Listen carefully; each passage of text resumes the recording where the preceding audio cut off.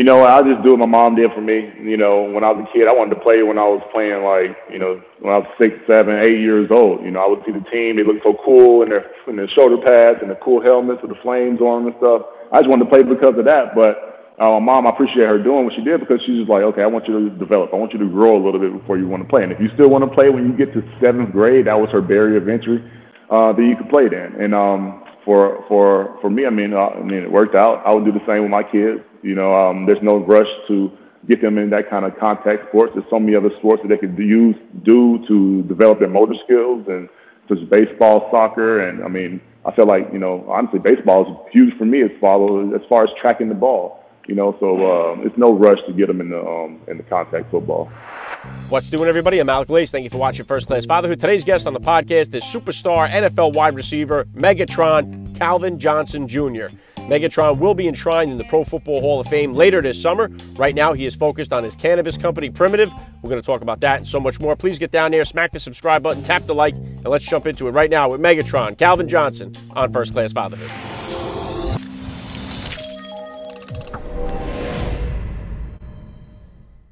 Joining me now, First Class Father, Megatron Calvin Johnson. Welcome to First Class Fatherhood. Oh, thanks for having me on. All right, let's start right here. How many kids do you have? How old? I have 3 kids. I got 3 boys, ages 7, 2, and 3 months. Wow, very cool. Yeah, I got 3 boys myself, and we got the girl on the 4th try. You going to be trying for that girl here? We were trying for the girl in this last one. After this one, me and the wife looked at each other. It was like, yeah, we good on these sleepless nights. Yeah, very cool. If you could, Calvin, please just take 1 minute here to hit my listeners with a little bit about your background and what you do. Of course, man. You know, from Georgia, College Park, raised in College Park in Tyrone, Georgia. Went off to Georgia Tech, played football there, and got drafted after my 3rd year to the Detroit Lions. Played 9 years in the NFL there, and just recently here, just got inducted in the Hall of Fame. But since I retired, you know, I've been, you know, put my entrepreneur hat on and I've had 3 kids in that time, and I'm now working in the cannabis industry. Yeah, you've been a busy guy, no doubt. Congratulations on getting into the Hall of Fame there. We're going to touch on the Primitiv in just a second here, but obviously, you know, a Hall of Fame career in the NFL, but take us back to this, the beginning of your fatherhood journey here then. How old were you when you first became a father, Calvin, and how did becoming a father kind of change your perspective on life? I believe I was 29 when I first had my first kid, and it's just like an instantaneous, like right before the kid gets there, or that, right, you know, the month leading up to it, you know, priorities change. You know, you're immediately just like, you're just constantly like, okay, how do I live for him? How do I provide? How do I be the best father that I can? Yeah, very well said. And what would you consider to be the top values, Calvin, that you're hoping to instill in the boys growing up? Just a sense of perseverance. You know, it's always going to be ups and downs. Humbleness, so that when you're on those ups, you know, you just stay consistent and, you know, keep doing what you're doing that got you there. And then just love your neighbor, you know, just love. You know, I think that'll overcome a lot of things. But having great attitude and effort, too, in everything that you do. Yeah, good stuff. And you say there, love your neighbor. I know that you're a faith-based person, as am I. How important is your faith, and how important is it? How much of it is involved in raising your kids? Tremendously. You know, we are obviously in the age of coronavirus, but, you know, in the meantime, we still attend church. Not attend church, but we still go to church on Sundays. You know, we just go be online like everybody else is doing over the course of the last year. But really just taking those, you know, those principles that we've learned from when we were a kid, and just trying to take those teachings that you how you were raised, that you got from your parents, and, you know, take it full circle. My mom's father was a pastor. My mom is in seminary now. You know, she wants to be a minister as well. And, you know, when you hear it at home, you know, for me, when you hear it at home all the time, you know, it's mundane and for us. But then when you have a mentor in life and somebody to pour into you, and for me, that person was Derek Moore at Georgia Tech, you know, took me under his wing, you know, and really poured into me spiritually, helped me develop as a man. And, you know, until you really need that other person, you know, this isn't a solo journey. And having that community, you know, that's why I do the things that I do, that they're a direct reflection of me. Yeah, very well said. Yeah, my favorite part of the day, Cal, the 6 of us, like I said, I have 4 kids. We sit down and have dinner every night at 6 o'clock together. We pray together as a family. and it's awesome because the technology goes away and it's just us communicating with one another. And I know you said, I think your oldest, you said, was 7. So, I mean, how are you with the screen time, with the technology? How are you guys? I know the pandemic seems to have made this a little uncontrollable, but how do you kind of manage screen time and technology with the kids? Yeah, everybody being at home all the time, it kind of, for a parent, it's really easy just to give them that iPad, but really for us, it's trying to make them have some kind of, a learning tool, view it as a learning tool, don't allow them just to be on YouTube, use it as a learning tool. And one thing that I love that you just said, you pray with your family, man. It's a habitual thing, that we do in the morning, in the evening, obviously at every meal, but especially at night, we actually have our kids, try to repeat our words as we're saying it so that they get used to, saying their prayers and understanding why we're doing it as well. Yeah, and I talk all the time on this show, Calvin, about the fatherless crisis we have going on. We got so many kids in our country growing up without a father or without a father figure in their life, and it's really having a devastating effect on our society. And I really think going forward, many of the problems we're having in this country are going to be solved at the dinner table and through strengthening our family units. Yes, sir. I 100% agree with you. We all have our philanthropic endeavors, and mine's is the Calvin Johnson Jr. Foundation. And what we do with that is try to, to create a better society for our youth, and especially in those areas, in areas where there's a lot of economic struggle in both Atlanta and Detroit, and being able to give scholarships and show our youth that, there are people that are out there that want to help. I put them in front of mentors, people that they want to see, that they want to emulate, try to gather those people from my network and put them in front of them. Like you said, it's not something that we just can't hope it away.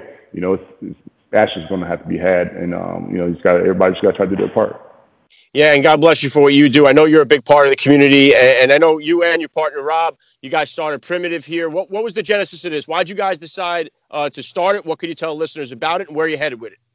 Yeah, I mean, from the very beginning, we came together. We missed the camaraderie of being on the field with our teammates, hanging out with our teammates. We was like, well, hey, let's create a company where, we can encompass that camaraderie, but at the same time, do business deals together, share our networks to create a better overall, well-rounded individual.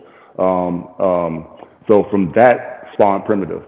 That was our first endeavor out of locker room consulting. And Rob and myself were the main investors in that group. Jared Bungar is one of our other owners in that, and it's been a great journey. The ebbs and flows of an amateur, I guess, businessman. Just learning your way in a new industry that's constantly changing, and being able to pivot. But I mean, we're here to change the stigma that everybody has that surrounds cannabis. Really just to highlight the healing powers of the plant.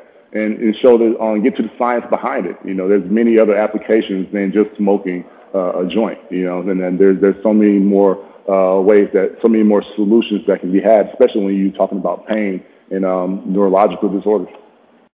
Yeah, and I'm a big supporter of that as well, because I'm a recovering alcoholic and an addict myself, and I had a problem with oxys myself, and of everything I've done in my life, the least trouble I got into was from smoking marijuana, and I think that using it for a pain relief is a far better substance to use, other than these painkillers, these opiates that have really ripped through our country here. So I love what you guys are doing here, and I love what the brand stands for. And then bringing it back into you as a dad here, Calvin, what type of disciplinarian are you as a father, and is that different than the discipline style that you grew up with?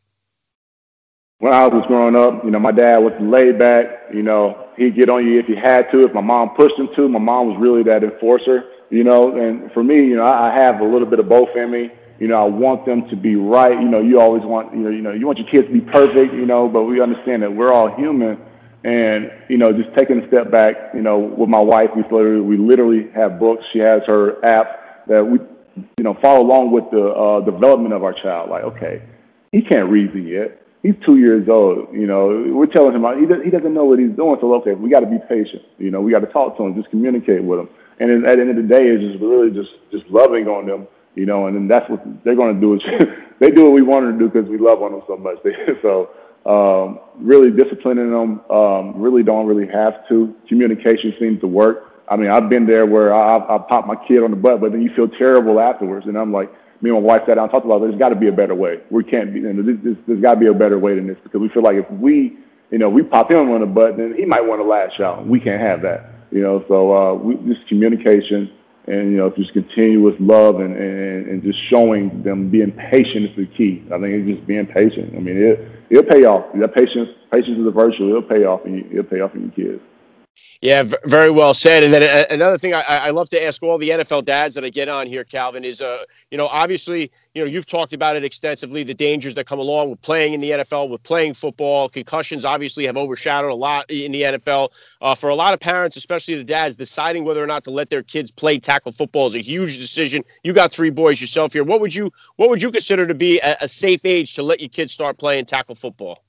I just do what my mom did for me. When I was a kid, I wanted to play when I was playing, when I was 6, 7, 8 years old. I would see the team. They looked so cool in their shoulder pads and the cool helmets with the flames on them and stuff. I just wanted to play because of that. But my mom, I appreciate her doing what she did because she's just like, okay, I want you to develop. I want you to grow a little bit before you want to play. And if you still want to play when you get to 7th grade, that was her barrier of entry, then you could play then. And for me, it worked out. I would do the same with my kids. There's no rush to get them in that kind of contact sports. There's so many other sports that they could do to develop their motor skills, and such as baseball, soccer, and I feel like honestly, baseball is huge for me as far as tracking the ball. So it's no rush to get them in the contact football.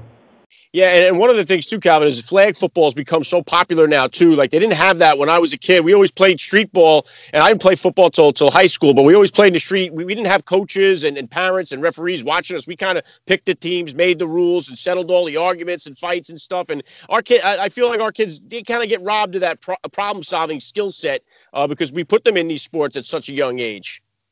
Very true. You take me back, the sidelines were the curves, we play in the middle of the street, so, that's just how, like you say, there's a lot of problem solving that goes on. You learn how to, you probably get into your first fight, you learn how to solve those kind of issues on a social level, and those are big for our kids. And, I feel like everybody's kids has probably been robbed of it over this last year with all the social distancing. Yeah, definitely. And then obviously now, you're going into the Hall of Fame here. You got a Hall of Fame career. It's coming up. Did you decide who's going to introduce you, and what's it going to be like to share this moment with your family? Yeah, the gentleman I mentioned earlier, Derek Moore, our chaplain out at Georgia Tech. I believe he's at South Carolina with Frank Beamer now. No, he's going to introduce me. Like I said, he poured into me so much spiritually as a man. He's like a second father figure for me. So there's no other person that would want to do that. Yeah, very cool. It's going to be exciting to watch. And obviously, being into the Hall of Fame now secures your legacy in the NFL as one of the all-time greats. What would you hope your legacy is as a father? As a father, for me, it's just having successful children.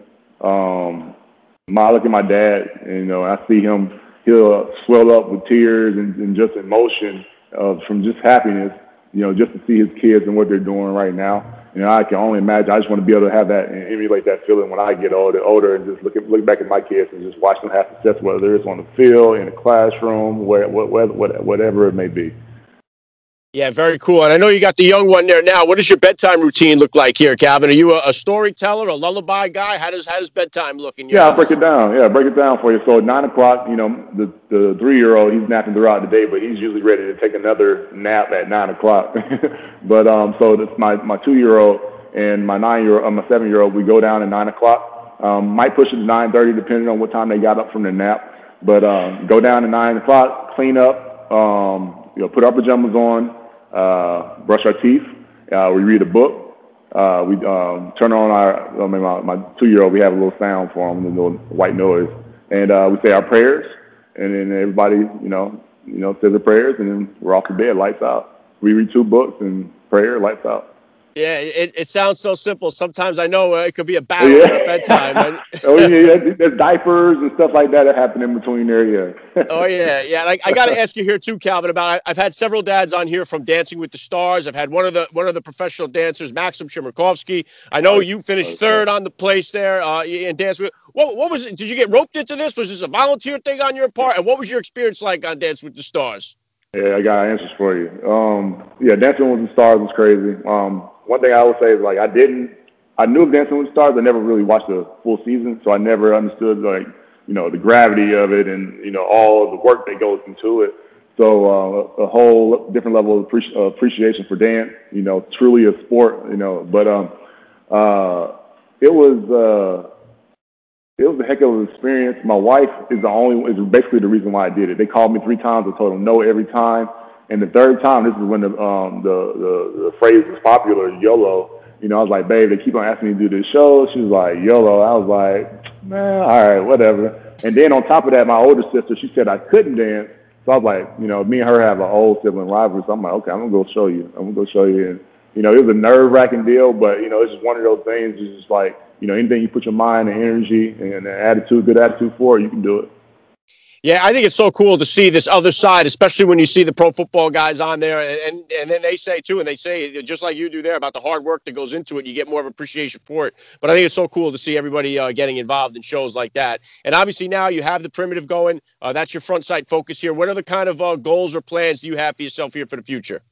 It really just continuing the advancement of cannabis, man, you know, being innovative in the space. And then really just continue on my foundation, you know, continue to give back and help those around me in my communities that I live in. And just, like I say, just continue to love on those people around me, those all my family, but continue that legacy with my foundation and Primitiv. That's what's in sight right now. And then, like, obviously, you know, kids are all, they're all around and part of that. Yeah, very, very cool. Last thing I'm going to hit you with here, Calvin. I love to ask all the dads that I get on the podcast, what type of advice do you have for that new dad or for that about-to-be father who's out there listening? Advice I would give to a new dad about to be father is, you know, listen to your wife, your significant other, whoever that might be, you know, and, you know, just be there, you know, just be supportive, you know, in any way, any capacity, make her life easier, especially during that time if you're not doing it already. So just, you know, making her life easier will make your life easier at the same time. Yeah, very well said. I love the message. It's been an honor for me. I got to say, Calvin Johnson Jr., you're a first-class father all the way. Congratulations on the Hall of Fame, and thank you so much for giving me a few minutes of your time here at First Class Fatherhood. Hey, thanks, Al. Have a good one, man.